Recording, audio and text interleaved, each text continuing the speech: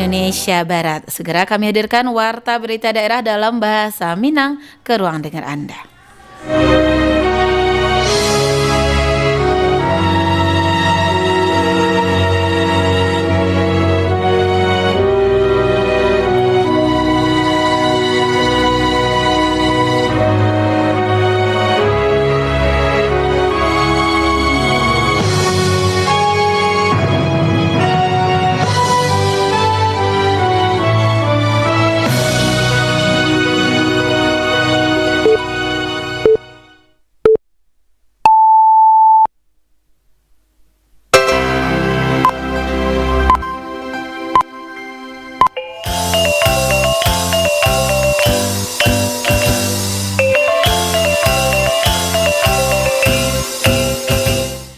Ya, selamat siang sana pananga untuk mengawali perjumpaan siang hari ko. Kami sampaikan sari berita utama.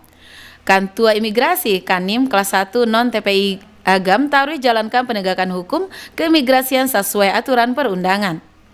Sebanyak 199 pegawai pemerintah Jo Perjanjian Kerja P3K formasi tahun 2024 resmi dilantik. Buletin Berita Minangko dibacakan de Survio Dila. Selama periode Oktober 2024 hingga Oktober 2025, Kantor Imigrasi Kanim kelas 1 non TPI Agam taruh jalankan penegakan hukum keimigrasian sesuai aturan perundangan. Program utama penerapan birokrasi reformasi dan penegakan serta pelayanan hukum di wilayah masing-masing. Mari kita dengarkan laporan Yudi Prama Agustino. Kantor Imigrasi Kanim kelas 1 non TPI Agam merilis capaian kinerja selama 1 tahun terhitung dari Oktober 2024 hingga Oktober 2025. Penegakan hukum keimigrasian taruh dijalankan sesuai aturan perundangan. Kapalo Kantor Imigrasi kelas 1 non TPI Agam Budiman Hadiwasito mengatakan imigrasi Agam sesuai arahan Direktorat Jenderal Imigrasi menjalankan program utama penerapan birokrasi reformasi dan penegakan serta pelayanan hukum di wilayah masing-masing. Pada periodeko, imigrasi Agam mendeportasi 6 balik warga negara asing atau WNA, 5 balik detensi dan 10 usul tangkal, serta 41 dokumen dan ditangguhkan. Langkah hukum keimigrasian dilakukan, dek tabukti melanggar aturan dan berisiko membahayakan sesuai Undang-Undang Nomor 6 Tahun 2000 sebalik. Untuk penerbitan paspor, ulas Budiman Hadiwasito, imigrasi Agam menerbitkan 39.430 paspor, 26.720 paspor baru, 12.360 penggantian habis waktu, 51 penggantian rusak, 223 penggantian hilang, 176 halaman panua. Tujuan utama mancanegara masih mayoritas Mekah Arab Saudi untuk keperluan ibadah haji dan umrah, selanjutnya Malaysia sebagai destinasi liburan dan kunjungan keluarga. Menurut Budiman Hadiwasito, untuk kasus menonjol pada tahun 2025 yaitu keberhasilan imigrasi Agam dalam proses pro justisia untuk seorang warga Bangladesh dan mencoba membuat paspor Republik Indonesia di bulan April 2025 lalu. Kalau kami melihat prestasi yang luar biasa di kami, ya penyidikan adanya pro justisia terhadap warga negara Bangladesh yang mencoba membuat paspor Republik Indonesia di bulan April kemarin. Bacumia, laki-laki warga negara Bangladesh sekitar 40 tahunan. Dan alhamdulillah di bulan Oktober kemarin berkasnya sudah P21 dari Kejaksaan. Nah di tahun 2025 mencoba. Jadi pada saat kita lakukan wawancara, terdeteksi sepertinya ini bukan warga negara Indonesia nih, warga negara asing. Kita perdalam dan ternyata iya, warga negara Bangladesh dengan menggunakan KTP, KK, akte lahir, keluaran Disduk Capil Padang. 1 orang. Nah saat sekarang ada di Lapas Bukit Tinggi. Saya rasa ini yang paling menonjol. Budiman Hadiwasito menjelaskan, di akhir tahun 2024, imigrasi Agam mampu menghasilkan raihan 24,95 miliar rupiah pendapatan negara bukan pajak atau PNBP atau mencapai 392,95% dari target. Untuk 2025 per Oktober PNBP diraih senilai 19,633 miliar rupiah atau 144,83% dari target 13,556%. Penerbitan izin tinggal tetap atau ITAP di 2025 sebanyak 1 dokumen dan 41 izin tinggal terbatas atau ITAS, 122 izin tinggal kunjungan atau ITK. Yudi Prama Agustino melaporkan. Bupati Sijunjuang Beni Dwiva Yuswir menyambut langsung kunjungan kerja Kepala Kantor Wilayah Direktorat Jenderal Imigrasi Sumatera Barat di kantor Bupati Sijunjuang. Dalam pertemuan tersebut direncanakan dibuka pelayanan imigrasi Samantaro di Kabupaten Sijunjuang. Layanan ko bertujuan mendakian pelayanan keimigrasian, pembuatan paspor kepada masyarakat setampai. Sebagai bantuan dukungan Bupati Beni Dwifa, ala mempersiapkan sejumlah lokasi dan dijadikan unit ke Beni Dwifarja Keimigrasian UKK. Usai pertemuan dilakukan peninjauan langsung terhadap lokasi pelayanan sementara bersama Kepala Kantor Wilayah Imigrasi. Berikutnya di sana, sebanyak 199 pegawai pemerintah Jo Perjanjian Kerja P3K formasi tahun 2024 resmi dilantik dalam upaya memperkuat kinerja birokrasi di Kabupaten 50 kota. Berikut kita dengarkan laporan dari Irsyad. Sebanyak 199 pegawai pemerintah Jo Perjanjian Karajo atau P3K formasi tahun 2024 resmi dilantik Jo menerima surat keputusan SK pengangkatan. Acara pelantikan berlangsung di halaman kantor Bupati 50 Kota, Bukit Limau Sari Lama, Jo dipimpin oleh Sekretaris Daerah 50 Kota, Herman Azmar, dan mewakili Bupati Safni. Dalam sambutan yang dibacakan Sekda, Bupati Safni menyampaikan ucapan selamat kepada seluruh P3K yang baru dilantik. Disebutkan pelantikanku menjadi awal pengabdian untuk mewujudkan birokrasi yang profesional, akuntabel, juga berintegritas di Kabupaten 50 Kota. Bupati mengingatkan bahwa status sebagai aparatur sipil negara membawa tanggung jawab gadang dalam menjalankan amanah publik. Dikatakan pentingnya sikap berakhlak, jujur, jo penuh dedikasi dalam menjalankan tugas pelayanan kepada masyarakat. Selain itu, Bupati Jo menyoroti pentingnya etika, kesopanan, jo komunikasi dan baik dalam setiap interaksi pelayanan publik. Para ASN baru diharapkan dapat menjadi penggerak reformasi birokrasi jo meningkatkan kualitas pelayanan kepada masyarakat. Bupati Jo mengingatkan agar seluruh ASN menjaga citra positif serta menghindari tindakan dan melanggar norma jo ketentuan hukum. 2025 atas nama Bupati 50 Kota, saya Sekretaris Daerah Kabupaten 50 Kota. Dengan ini secara resmi melantik saudara-saudara sebagai pejabat fungsional di lingkungan pemerintah Kabupaten 50 Kota. Saya percaya bahwa saudara-saudara akan melaksanakan tugas dengan sebaik-baiknya sesuai dengan tanggung jawab yang diberikan. Semoga Allah Subhanahu wa taala, Tuhan Yang Maha Esa bersama kita bersama. Pelantikan itu turut dihadiri pimpinan OPD, staf ahli Bupati, serta sejumlah tamu undangan dan bagian dukungan atas semangat baru dalam birokrasi daerah. Irsyad melaporkan. Wakil Wali Kota Padang Panjang, Alex Saputra, resmi melantik sebagai aparatur sipil negara ASN baru di lingkungan pemerintah Kota Padang Panjang. Para ASN yang dilantik menandatangani berita acara sumpah jabatan disaksikan langsung Wakil Wali Kota serta jajaran pimpinan daerah menandoi komitmennya untuk mengabdi kepada masyarakat Padang Panjang dengan sepenuh hati. Wakil Wali Kota Padang Panjang Alex Saputra menjelaskan 9 tenaga P3K akan ditampilkan di berbagai sekolah di bawah naungan Dinas Pendidikan dan Kebudayaan. Sementara 2 lulusan IPDN akan bertugas di bidang pemerintahan umum sesuai jo kompetisinya. Alex Saputra menambahkan menjadi ASN berarti siap menjadi teladan bagi lingkungan sekitar, baik dalam etika, disiplin karajo, serta pelayanan publik non-humanis. Berikutnya, prestasi membanggakan kembali diraih Kota Padang Panjang. Siswi SMA Negeri 2 Padang Panjang berhasil meraih juara 1 Duta Genre Putri Sumatera Barat tahun 2025. Nofri menurunkan laporannya. Prestasi membanggakan kembali diraih Kota Padang Panjang. Siswi SMA Negeri 2 Padang Panjang Kuntum Khairiatul Ummah berhasil meraih juara 1 Duta Genre Putri Sumatera Barat tahun 2025 pada ajang Grand Final Apresiasi Duta Genre tingkat provinsi dan digelar di kantor perwakilan BKKBN Sumbar Sabtu 18 Oktober 2025 lalu. Sebelumnya Kuntum juga terpilih sebagai Duta Genre tingkat Kota Padang Panjang mewakili PIK R Dejavu SMA Negeri 2 Padang Panjang. Atas capaianku, ayah genre Padang Panjang Henry Anis Kepatang menyampaikan apresiasi dan rasa bangga. Henry mengatakan berkat semangat, doa serta usaha, Kuntum berhasil menjadi yang terbaik di tingkat provinsi. Menurut Henry, Duta Genre berperan penting sebagai teladan dan agen perubahan di kalangan remaja. Henry berharap Duta Genre dapat taruh menyebarkan edukasi tentang kesehatan reproduksi, bahaya pernikahan dini, seks bebas, serta penyalahgunaan narkoba. Hari ini mau mengucapkan selamat kepada Adinda, Taufan, dan Kuntum yang sudah memberikan dedikasinya lewat berbagai isu tentang pemuda, pemudi, khususnya genre Kota Padang Panjang. Mengucapkan apresiasi yang setinggi-tingginya karena mewakili Kota Padang Panjang untuk tingkat provinsi Ditambahkannya, tahun ko Padang Panjang patut babangga karena duta genrenyo banyak meraih penghargaan. Selain Kuntum, duta genre putra Padang Panjang, Naufal Eiffel Revano menorehkan prestasi jo meraih juara kategori Educate Putra Duta Genre Sumatera Barat 2025. Tak hanya itu, Forum Genre Kota Padang Panjang turut meraih juara 1 implementasi Genting pada ajang nan samo. Nofri melaporkan. Bupati Pasaman Barat Yulianto bersama Sekretaris Daerah memimpin gotong royong bersama organisasi perangkat daerah dan aparatur sipil negara di kawasan perkantoran Dinas Koperindak, Dinas Sosial DPMN, dan Dinas Pendidikan.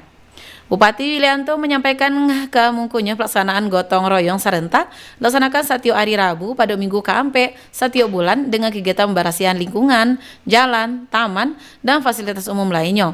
Pemilik usaha, toko, warung, rumah makan, ataupun tempat wisata juga diimbau untuk menyediakan tempat sampah di fasilitas publik serta bertanggung jawab terhadap kebersihan di halaman jauh bahu jalan. Berikutnya, Kemen Kodigi Republik Indonesia dorong penguatan penyiaran radio di ranah Minang, termasuk di lingkungan RRI. Kita dengarkan laporan Johnny Marbeta.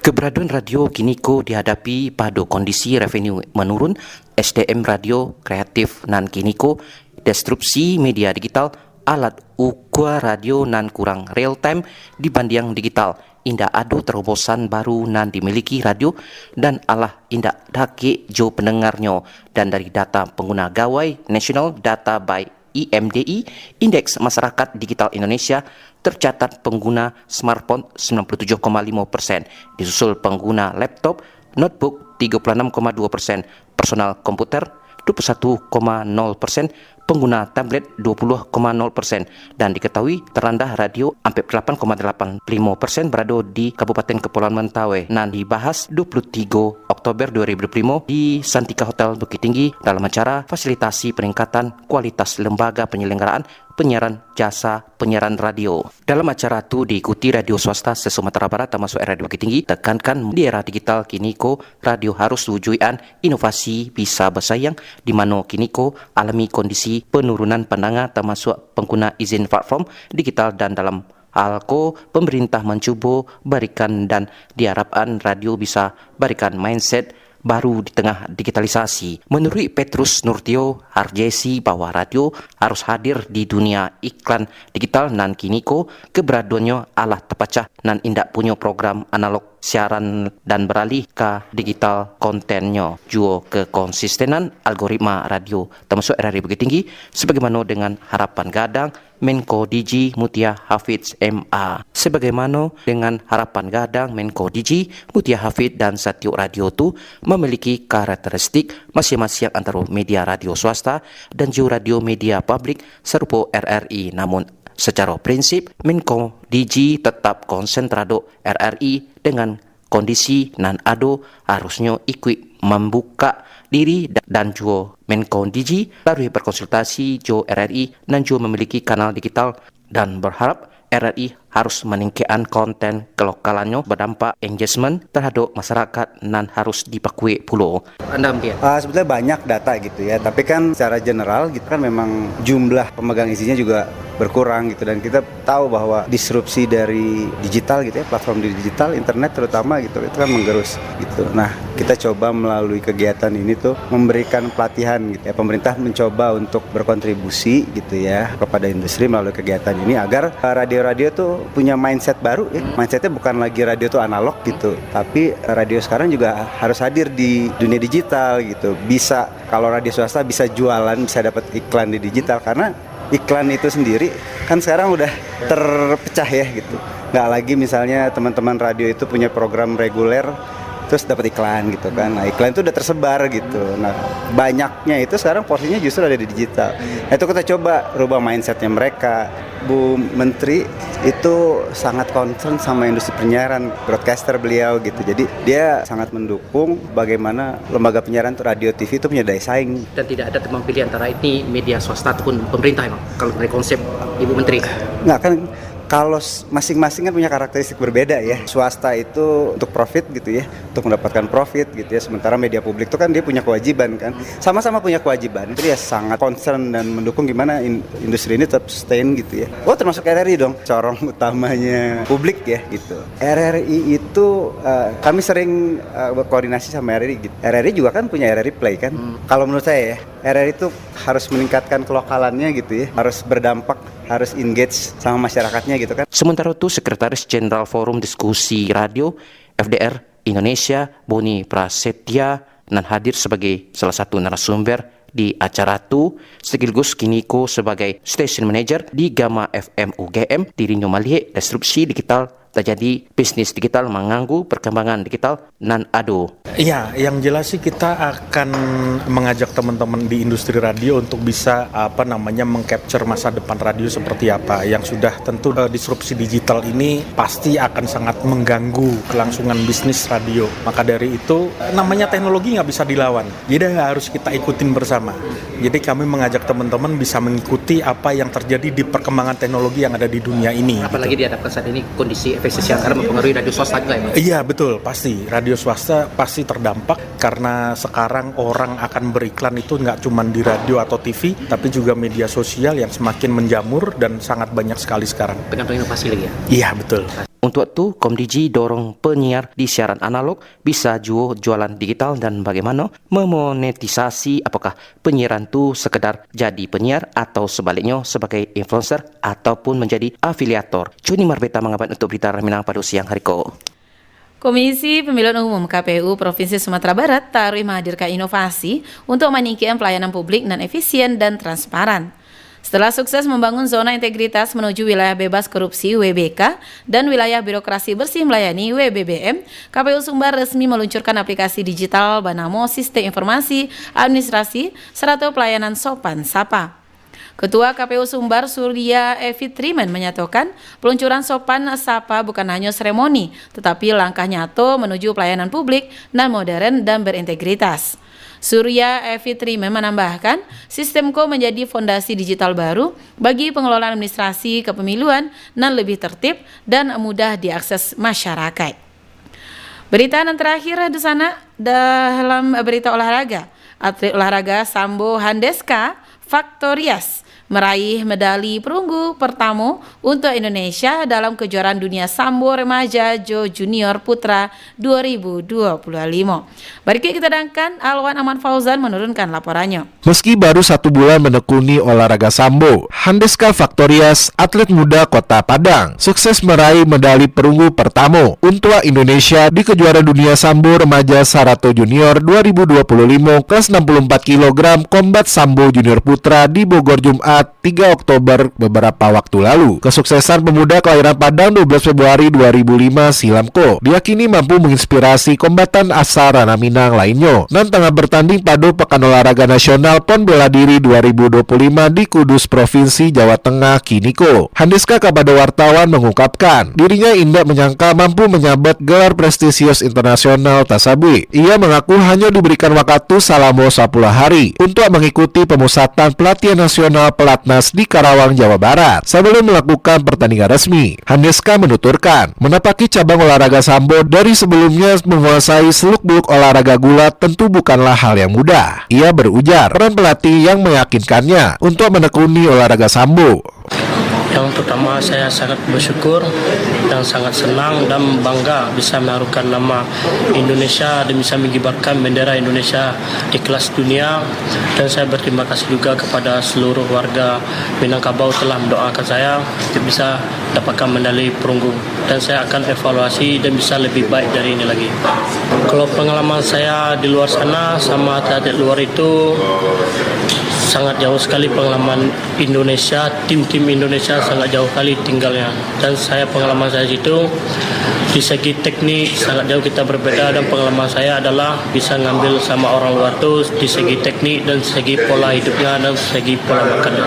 Andes Sapan Karibnyo mengakui selama mengikuti kejuaraan dunia Sambo Remaja Jo Junior 2025 di Bogor, ia harus tampil dengan kondisi cedera. Namun berkat kepercayaan sang pelatih, Ia berhasil melaju raih kemenangan atlet Maroko di babak awal, namun harus mengakui keunggulan atlet asal Turkmenistan di semifinal.